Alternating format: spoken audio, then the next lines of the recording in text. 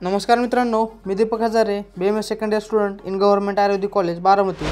तर आजच्या व्हिडिओमध्ये आपण बघणार आहोत की BMS फर्स्ट इयरमध्ये तुम्ही क्लिनिक जॉईन करावे की नाही, करणे गरजेचे आहे का, कधी करावे किंवा कसे अप्लाय करावे, किंवा हॉस्पिटलमध्ये जाऊन आपण काय बोललो पाहिजे, किंवा आपण रिझ्यूम तयार केला पाहिजे का, किंवा आपल्याला जॉब भेटतो का, किंवा फक्त ऑब्झर्वेशनसाठी जातो, अशा बऱ्याच क्वेश्चनचे आन्सर ह्या व्हिडिओमध्ये तुम्हाला देणार आहे।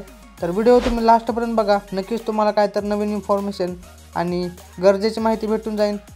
चला तर मग व्हिडिओला सुरुवात करूया। पहिला पॉईंट आहे की क्लिनिक जॉईन करणं गरजेचं आहे का।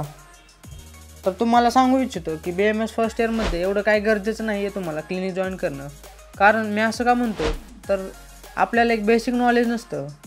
ते बेसिक नॉलेज घेण्यासाठी आपल्याला कमीत कमी फर्स्ट इयर आणि सेकंड इयर हे 2 वर्ष तर जावे लागतात। बेसिक नॉलेज घेतलं तरच तुम्हाला क्लिनिकमधले पेशंट बघितलं तर समजून, किंवा तुम्हाला ऑब्झर्वेशनसाठी किंवा डॉक्टर्स तुम्हाला अलाउ करतील। पण जर एखाद्याला करायचं असेल तर चांगली गोष्ट आहे, करा। नवीन तुम्हाला काय तर माहिती भेटेल, किंवा तिथे जाऊन तुमचा एक्स्ट्रा अभ्यास होईल, किंवा तुम्हाला नवीन नवीन गोष्टी समजल्यामुळे तुम्ही अभ्यासामध्ये इंटरेस्टिंग वेळेने तुम्ही अभ्यास कराल, तर केलं तर बेनिफिट्स आहे। पण आता बघूया ज्यांना करायचं आहे त्यांनी कसं करावं, कधी करावं, टाईम मॅनेजमेंट कसं करावं। दुसरा क्वेश्चन येतो तो म्हणजे ॲलोपॅथी करावं किंवा आयुर्वेद करावं। तर ज्या विद्यार्थ्यांना फक्त ॲलोपॅथी करायची आहे त्यांनी आयुर्वेद प्रॅक्टिसकडे जाणं चुकीचं आहे।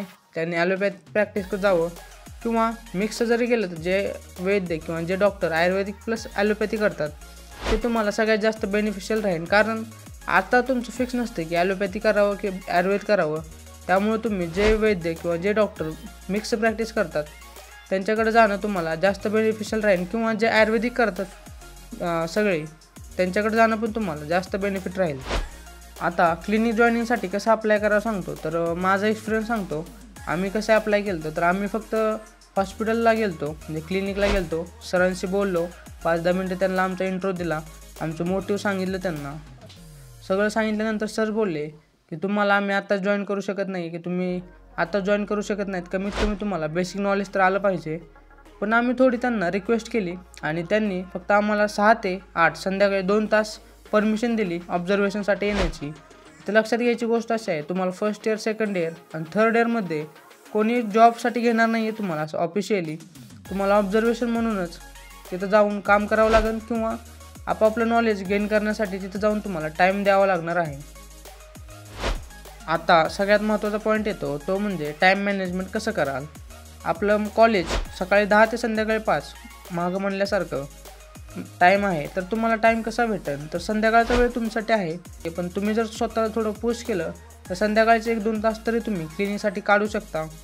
आणि 6 ते 8 जसं आम्ही जात होतो, किंवा तुमच्या टाईम मॅनेजमेंटनुसार किंवा तुमच्या ॲडजस्टनुसार जसं तुम्हाला संध्याकाळचे 1 ते 2 तास भेटतील तसं तुम्ही जाऊ शकता। तुम्हाला सकाळचा तर वेळ आणि संध्याकाळचा वेळ फक्त भेटेल। 10 ते 5 तुम्हाला कॉलेज करावं लागेल। आता आपण बघूया की जर आपण जॉईन केलं क्लिनिक तर काय बेनिफिट होईल फर्स्ट इयरमध्ये। तर जास्त काय तुम्हाला असं बेनिफिट्स होणार नाही की तुम्हाला ट्रीटमेंट कोण शिकवणार नाही आहे, किंवा तुम्हाला शिकण्याची गरज पण नाही आहे।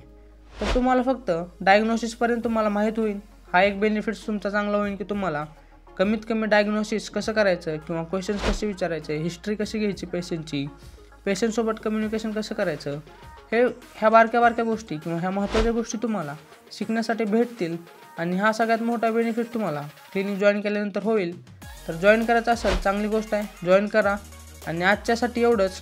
आणखीन काय डिटेल्स राहिले असेल तर कमेंटमध्ये टाकून द्या, मी तुम्हाला जरूर आन्सर देईन। आजसाठी एवढंच, थँक्यू।